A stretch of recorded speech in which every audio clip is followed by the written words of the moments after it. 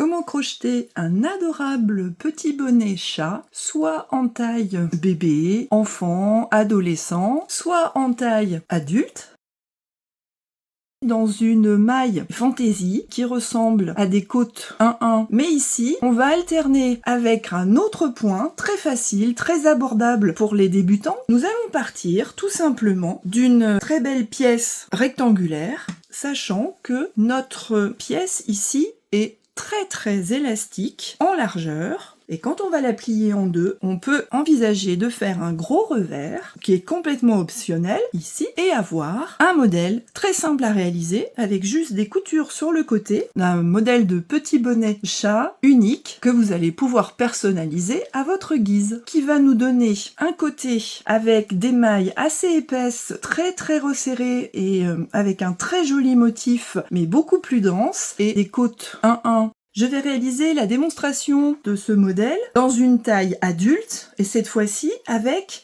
un revers. On va créer d'abord une chaînette et on va travailler rang après rang dans la largeur de ce rectangle. Notre pièce ici est très élastique en largeur mais aussi un peu aussi en longueur.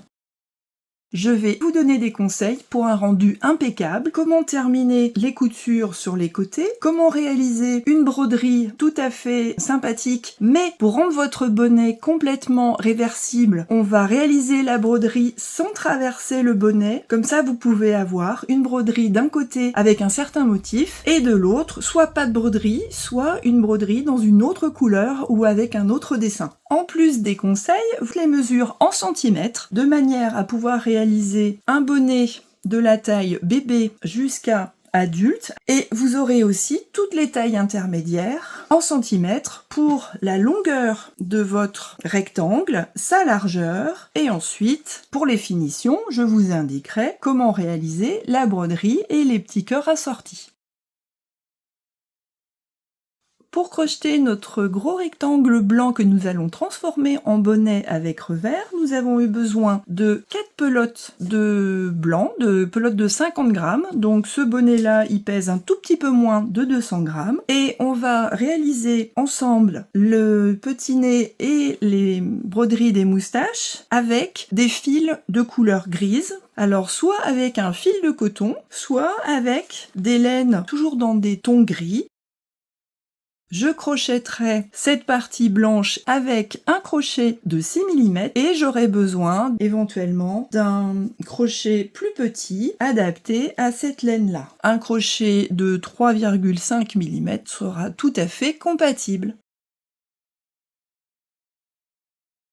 Pour réaliser le bonnet en taille adulte la plus large, avec un très gros revers, nous aurons besoin, dans ce fil-là, de 100 mailles.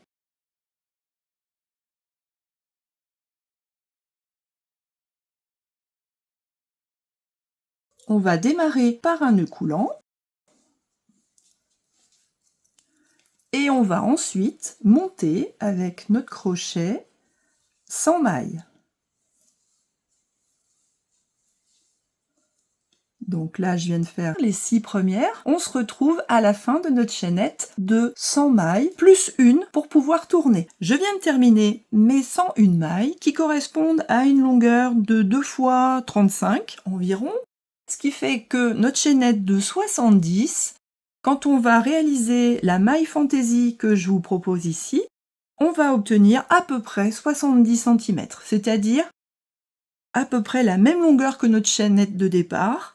Et là, pour un bonnet adulte, on aura 2 fois 35 cm avec un très beau revers que vous pourrez adapter en hauteur par rapport à la taille de votre tête. Maintenant qu'on a notre chaînette, on va attaquer la première rangée, notre rangée numéro 1, puisque je considère que celle-là c'était la rangée R0, et on va réaliser ce que j'appelle moi des demi-brides coulées, qu'on avait déjà vu dans une vidéo précédente pour réaliser des côtes 1-1. Donc je commence comme une demi-bride, je fais un jeté, je pique dans la maille suivante, un autre jeté, je ramène, j'ai 3 boucles ici sur mon crochet, et je vais ramener en pinçant là avec ma main opposée au crochet, en pinçant la première boucle, je vais ramener cette boucle à travers les deux autres, tout en restant souple.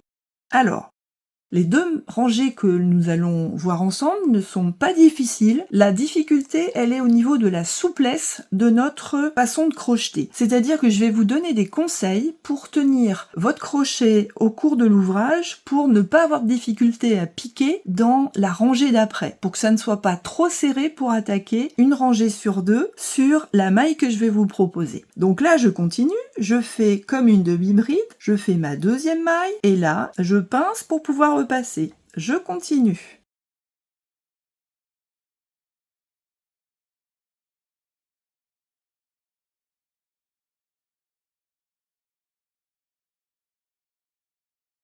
En pinçant, c'est plus facile d'obtenir un point assez souple.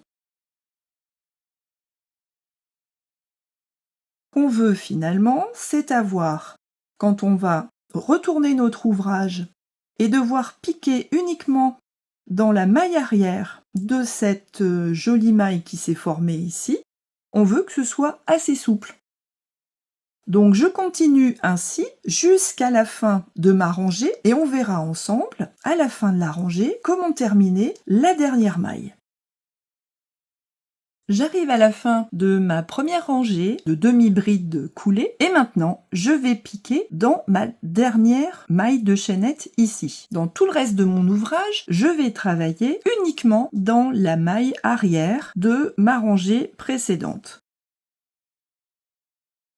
Ici, on est à la fin, on a une maille de chaînette, donc on n'a pas trop le choix, on est obligé de travailler uniquement dans la maille arrière de notre chaînette. Donc on réalise notre demi-bride coulée de la même façon ici que toutes les autres demi-brides coulées qu'on a réalisées auparavant sur cette rangée numéro 1.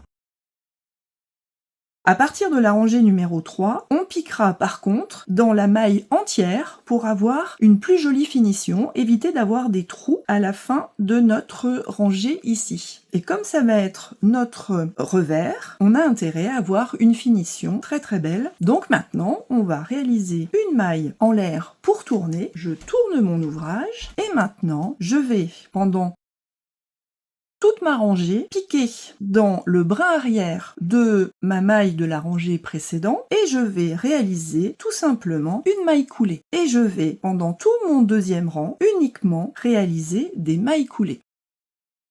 Bon, il s'avère que la maille coulée, si vous n'avez pas l'habitude de la faire de façon assez souple, vous allez avoir un ouvrage qui va être complètement resserré et dans lequel vous n'arriverez plus à piquer au rang d'après. Donc là, comment on va réaliser notre maille coulée? En fait, il y a une petite astuce au niveau de la façon dont on va tenir notre crochet et comment on va faire le mouvement. Je pique dans la maille suivante, dans le brin arrière, je fais un jeté, je ramène et là, je ramène dans un premier temps et je tire dans un deuxième. Ce qui veut dire que mes deux doigts peuvent rester sur mon crochet, je repique ici, dans le brin arrière, hop, et hop, en deux temps. Je recommence, 1 et 2. 1 et 2. Et je continue comme ça sur tout mon rang. Le but est d'avoir ici une maille assez souple dans laquelle on va pouvoir aller piquer notre crochet de 6 mm sans souci pour réaliser une autre rangée de demi-brides coulées par la suite. Donc on se retrouve à la fin de notre rang de mailles coulées assez souple pour voir comment on termine le rang numéro 2. J'arrive avec vous à la fin de notre rangée et je vous montre quand on a pris le coup de main sur le mouvement que de réaliser notre maille coulée pas trop serrée, ça devient beaucoup plus simple avec ce petit mouvement en deux temps, 1 et 2, 1 et 2, 1 et 2, etc. Et je vous ai dit précédemment que quand on allait arriver à la fin de nos rangées, on allait travailler non pas dans le brin arrière, mais dans la maille entière. Donc là, on a encore un brin arrière Et là, on arrive à la fin de notre rangée où on a quelque chose d'assez souple. Donc, on va piquer à la fois dans ce fil-là et dans le brin arrière dans lequel on était censé piquer seulement. Et là, je ramène en entier dans mes deux brins.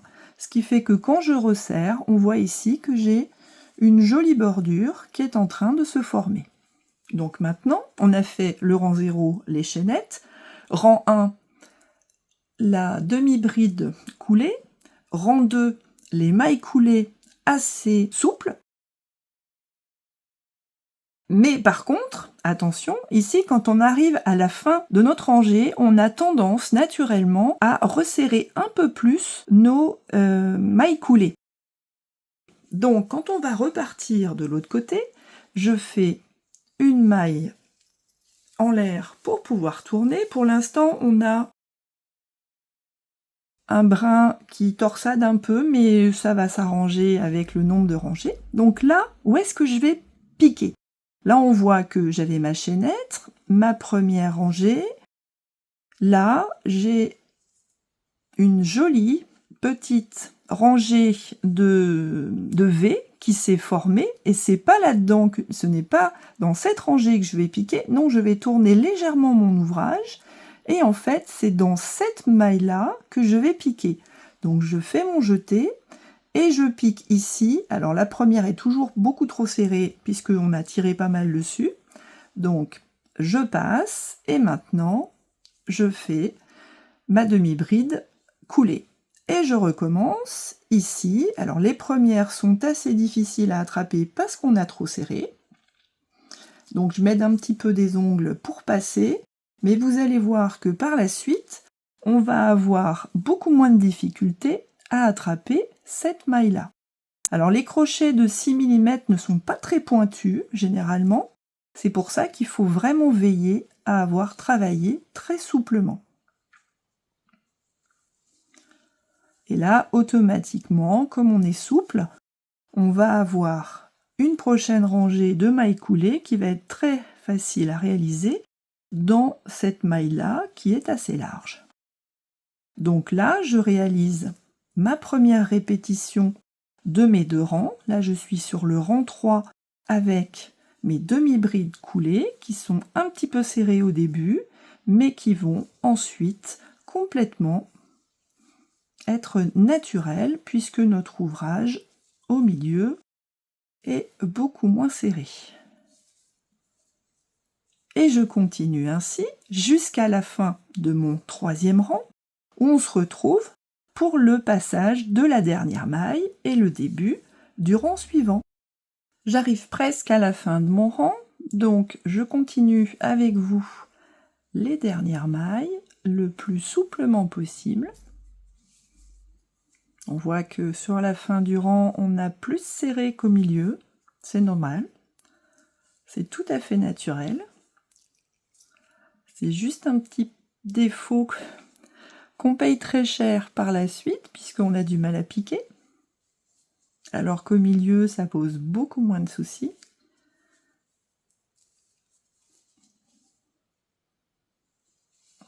Voilà, on essaiera de repartir de façon plus souple sur les prochains ronds.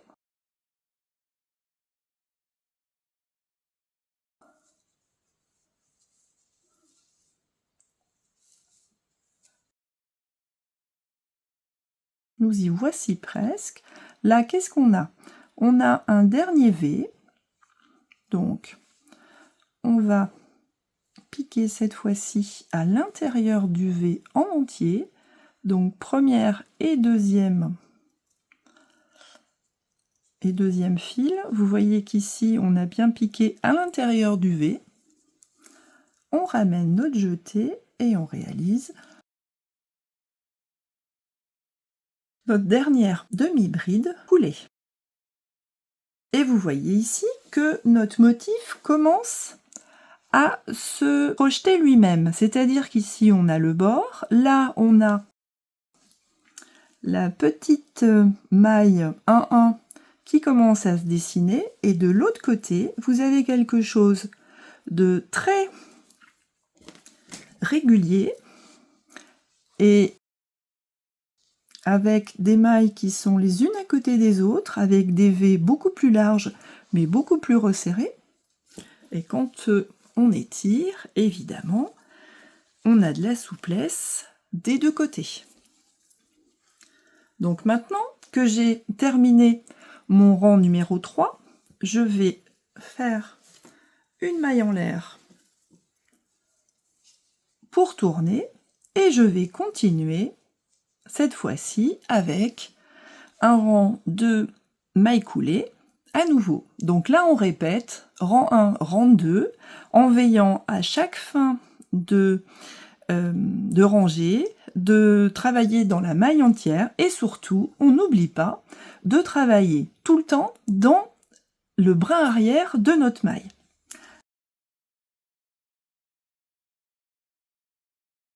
Alors il se peut que pendant le crochet de votre grand rectangle, vous soyez obligé de vous arrêter et qu'au moment de reprendre, vous vous demandiez, mais alors finalement, je fais quoi? Je fais le rang 1 ou je fais le rang 2? Alors ça arrive très fréquemment et même moi j'ai le problème et donc j'ai trouvé un petit moyen mnémotechnique pour me souvenir du fait, est-ce que je fais un rang 1 ou est-ce que je fais un rang 2? Alors ici, on voit que on est dans le cas où on a des jolies mailles assez larges, les unes à côté des autres. Et là, on a la petite maille, un 1 qui se dessine. Donc, quand on voit des grosses mailles, des gros V les uns à côté des autres, et que quand on regarde le dessus de nos mailles, on a un joli V ici bien large, ça veut dire que on est censé travailler avec des mailles coulées très souples. Mais vraiment très souples, j'insiste. Nous sommes à la fin de la rangée, donc je continue mes mailles coulées jusqu'au bout. Et là, je vois que j'ai une espèce de nœud. En fait, c'est pas très clair. Donc, je vais piquer dans ces deux branches de V qui étaient un peu prééminentes. Et je termine mon rang de cette façon. On voit que de l'autre côté, on a des petits V qui correspondent à ce motif-là. Et que, en ayant réalisé nos mailles coulées sur le rang d'avant, ici, on a notre V qui a commencé à être dessiné et maintenant, il va falloir piquer dans cette maille-là. Alors, on fait notre maille en l'air pour tourner. Il va falloir piquer dans cette maille-là et aller chercher ce brin-là ici. C'est-à-dire que on va laisser ce petit V sur le côté qui va devenir de la même façon un V d'une jolie maille de côte 1-1. Et nous, on va attaquer à nouveau nos demi-brides coulées dans ce petit brin de maille précédente. Et maintenant, vous voyez, on laisse de côté ce V et on va piquer ici. C'est-à-dire exactement là. Et on continue ainsi de suite sur tout le reste de l'ouvrage, toujours dans la maille arrière et un rang sur deux, des demi-brides coulées et des mailles coulées. Évidemment, il va vous falloir quelques heures pour arriver à la fin de la largeur de votre bonnet que vous voulez atteindre. On voit 25 cm, donc une circonférence de 50 cm environ, sachant que notre pièce ici est très très élastique en largeur. Si vous voulez passer à une circonférence de tête de 55, voire 58, voire 60, vous avez beaucoup de latitude en largeur. On se retrouve une fois que vous avez terminé votre rectangle pour savoir comment assembler et comment décorer. Pour assembler notre rectangle une fois terminé, on va mettre cette partie assez large contre la partie assez large, qu'on considère soit comme l'endroit, soit comme l'envers, selon ce qu'on veut donner à la fin.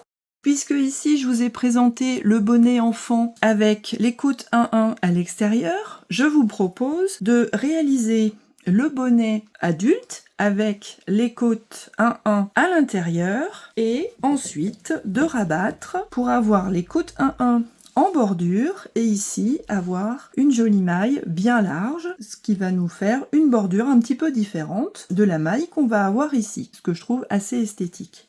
Donc maintenant, on va assembler nos deux morceaux. Donc je vous conseille de le faire ce côté-là contre ce côté-là. Et ici, j'ai gardé une grosse longueur de fil pour assembler. Et je vais commencer tout naturellement par assembler cette maille-là avec cette maille-là. Je vais passer mon brin de fil à travers tout ça. Maintenant, pour avoir un rendu impeccable et une jonction presque invisible, il faut qu'on s'arrange pour avoir cette partie-là d'un V qui vienne se mettre contre cette partie-là d'un V. Mais on va piquer ici à l'extérieur, le brin extérieur ici, et on va réaliser une maille coulée. Et on va progresser ainsi, extérieur contre brin extérieur, et je réalise une maille coulée. Et ainsi de suite jusqu'au haut du bonnet où on va devoir terminer de façon invisible aussi, de manière à pouvoir retourner notre bonnet dans un sens ou dans l'autre, selon nos préférences et selon notre humeur, avec des décorations pas forcément identiques des deux côtés. Alors comme il s'agit d'un bonnet adulte, on peut très bien aussi ne pas réaliser de décoration avec un nez et des moustaches, mais laisser juste la forme du chat sur notre bonnet, ce qui est déjà assez fantaisie.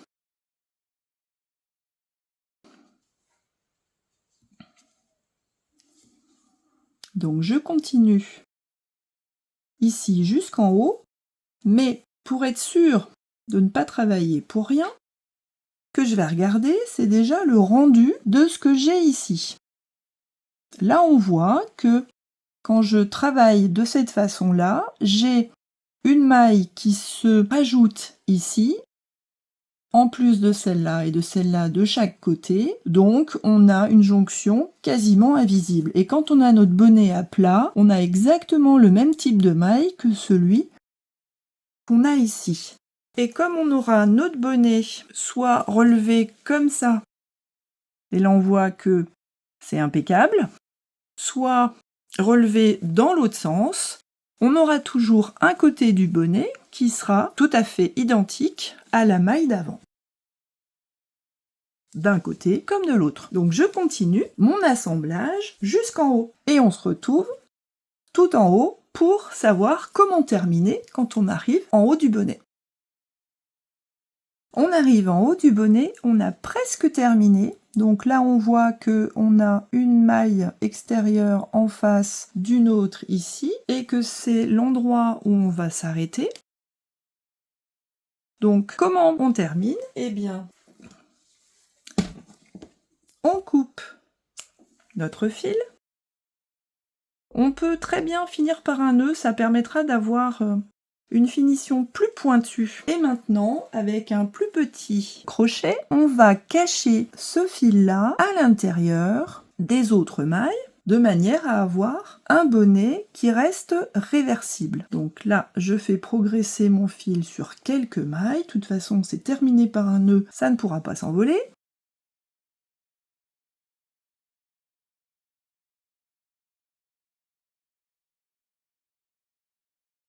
Donc là, on a réalisé notre première jonction qui est quasi invisible. On va réaliser exactement la même chose de l'autre côté. Et on se retrouve une fois que on a assemblé ce côté-là exactement de la même façon. J'ai terminé la jonction des 2 morceaux jusqu'en haut et j'ai terminé exactement de la même façon que de l'autre côté. Et là, je me retrouve avec 2 fils à cacher. Donc je vais faire comme tout à l'heure et les cacher à l'intérieur de ces mailles-là, de manière à ce qu'on ne les voit plus du tout. J'ai terminé l'assemblage de mon joli bonnet. Donc maintenant, si je le mets en forme, j'ai un bonnet soit avec les côtes 1-1 ici et les grosses côtes sur le côté, ou alors je retourne le tout et en mettant en forme mon bonnet de ce côté-là, eh bien j'obtiens une jolie maille toute douce de ce côté-là et une bordure avec des côtes 1-1. Moi, je trouve que c'est très esthétique de cette façon-là. On a fait exactement l'inverse pour le bonnet enfant. Alors, qu'est-ce que je fais avec ce bonnet? Est-ce que je le laisse tel quel pour avoir juste des petites oreilles de chat quand je vais le mettre sur moi, voilà, avec ma bordure assez haute? Ou est-ce que je le décore un peu? Puisque on a un bonnet totalement réversible, on peut très bien choisir de faire une décoration de chat de ce côté-là, qui ne se verra pas quand on retournera le bonnet dans l'autre sens, c'est-à-dire avec les côtes 1-1 ici. Et bien je vais vous montrer comment on brode de façon invisible grâce à l'épaisseur de notre bonnet ici. Donc je vais dans un premier temps vous remontrer comment réaliser un petit cœur en taille XS pour avoir le nez de ce bonnet un tout petit peu plus grand que celui-là. Donc là, je vais faire mes décorations par exemple en gris et je vais vous montrer comment ensuite coudre les moustaches. J'ai ici un très joli fil en laine mélangée et aussi un petit peu d'alpaga. Donc je vais commencer par un cercle magique.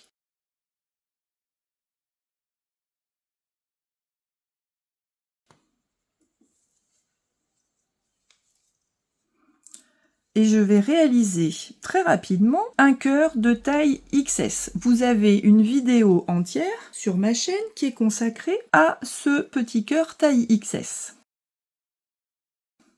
Donc je commence par 2 mailles en l'air, je réalise une bride, une deuxième,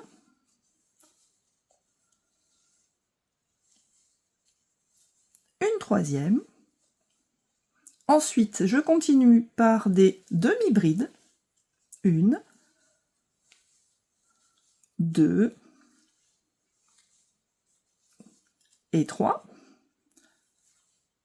Une maille en l'air, une bride pour former la pointe, une autre maille en l'air qu'on n'oublie pas.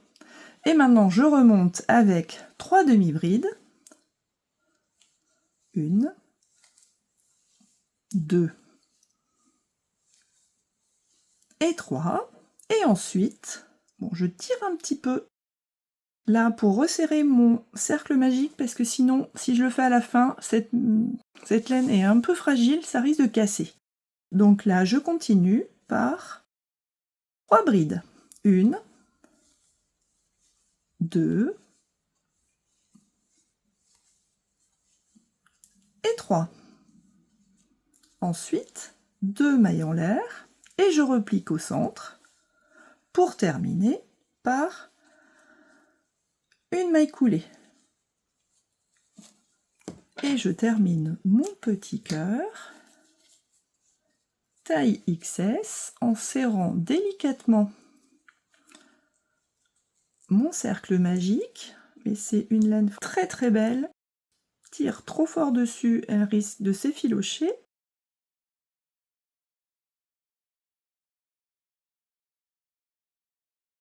Là, je n'hésite pas à faire un petit nœud pour faire tenir ma laine ici. Et maintenant, je vais voir ce que ça donne si je réalise la couture de mon petit cœur ici. Donc j'ai oublié de vous dire de garder une longueur de fil un petit peu plus longue que celle-là, parce que là je vais être obligée de coudre avec un fil beaucoup plus long que celui-là. Bon, je vais repartir avec un fil tout nouveau. Dans une précédente vidéo, je vous ai montré comment coudre une applique de façon quasi invisible. Bon, ici, on a intérêt à ne pas traverser ces mailles-là pour positionner notre petit cœur. Donc je le positionne ici environ à la moitié de... Donc là j'ai pris un fil assez long que je pourrais couper à ras ensuite, après avoir sécurisé le début. Bon, vous voyez que c'est pas la laine idéale pour réaliser de la broderie. Voilà. Et maintenant, je vais piquer à l'intérieur de mon cœur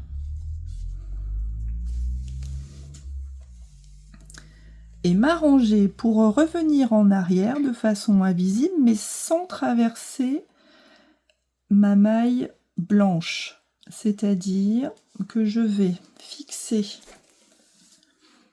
mon petit cœur uniquement dans l'épaisseur ici. Je ne traverse pas. Bon, c'est assez délicat. Si vous préférez traverser, ça ne pose aucun souci. Et je vérifie que je n'ai pas traversé à chaque fois que je repique. On se retrouve à la fin de la couture de notre petit cœur. Je viens de terminer la couture du petit cœur gris qui va servir de nez à notre petit chat. Et je vois que je n'ai jamais traversé à travers les mailles. Donc maintenant, ce fil-là, dans l'idéal, il faudrait que je repique pour repartir pour les moustaches un petit peu plus loin. Sauf qu'il est un petit peu épais, donc étant donné que j'ai terminé ma couture de façon sécurisée, je vais pouvoir couper ce fil et recommencer un petit peu plus loin. Alors, je prends ce modèle-là, vous voyez que j'ai mon petit nez ici qui a été cousu, pareil, et j'ai repris un peu plus loin avec un double point ici qui fait un petit peu comme les moustaches de Titi Rouminet. Donc je vais piquer à 1, 2, 3 mailles de ce côté. Donc là, je vais faire mon petit point pour sécuriser. Voilà, je fais 1 ou 2 tours.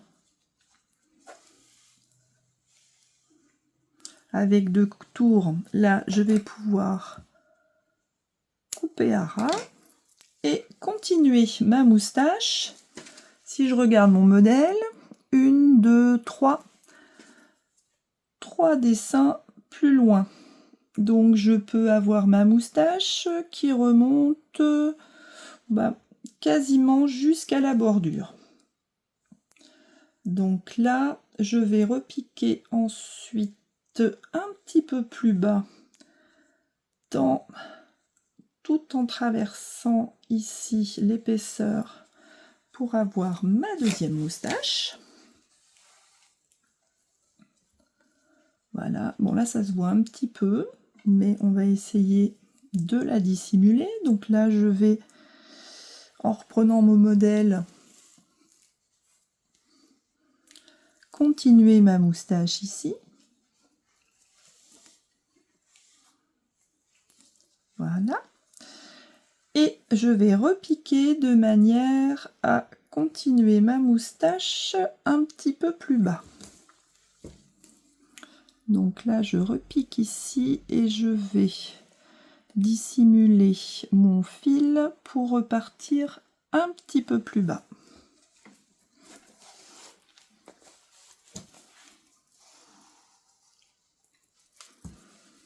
Donc là, j'ai ma deuxième moustache qui est formée. Je vais former ma troisième en repartant un petit peu plus bas, ici par exemple. Voilà. Donc là, exceptionnellement, je vais traverser pour essayer de terminer ma petite moustache. Et je continue. Et là, je peux faire traverser ma moustache jusqu'au bout de façon invisible. Donc là, je vais arrêter ma moustache par là, avec plus ou moins de points invisibles. Et je recommence exactement la même chose de l'autre côté. On se retrouve à la fin. J'en ai terminé avec la broderie de notre bonnet chat taille adulte. Vous voyez qu'elle est assez discrète. Vous pouvez utiliser un fil noir si vous voulez avoir quelque chose de plus soutenu. Alors, est-ce qu'on laisse nos petites oreilles carrées de cette façon-là, ou est-ce que on met des petits nœuds comme tout à l'heure? On peut essayer avec des petits nœuds, à vous de voir. De toute façon, les nœuds, ça ne vous engage à rien. Vous pouvez les retirer selon vos envies. Et puis, en ce qui concerne les moustaches, étant donné qu'on a réalisé quelque chose de totalement réversible, sans qu'on voit rien de l'autre côté, eh bien, vous avez la possibilité de retourner votre bonnet pour éviter les moustaches et le petit cœur, si le cœur vous en dit. Donc, on va essayer, ici, de réaliser nos petits nœuds. Là, les petits nœuds, je les ai réalisés dans la même couleur que le bonnet. Donc, on va continuer de la même façon. Je prends un bout de fil et je réalise un petit nœud dans le coin. Donc, en fonction de la façon dont je fais mon nœud, si je tire plus ou moins, j'aurai un fil qui me fera une oreille plus ou moins serrée. On peut la faire comme ça. Là, je vais couper mon fil, ça sera beaucoup plus pratique. Faire un nœud de paquet. Ensuite, je vais pouvoir faire un nœud pour sécuriser tout ça et couper mes petits bouts de nœud par la suite. Et je réalise exactement la même chose de l'autre côté. Si vous préférez coudre, vous pouvez coudre. Et voilà, j'ai un bonnet adulte avec des petites oreilles trop mignonnes et une décoration de petits chats tout à fait discrète, qu'on peut très bien imaginer moins discrète que ça.